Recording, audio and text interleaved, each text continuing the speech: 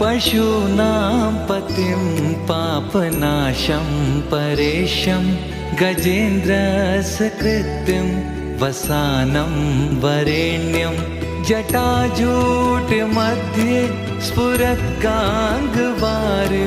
महादेवमेकं स्मरामि स्मरारिम्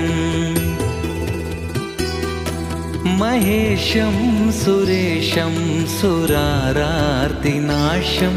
विभुं विश्वनाथं विभूत्यङ्गभूषं विरूपाक्षमिन्द्वर्गवहिनी त्रिनेत्रं सदानन्दमीडे प्रभुं पञ्चवक्त्रम्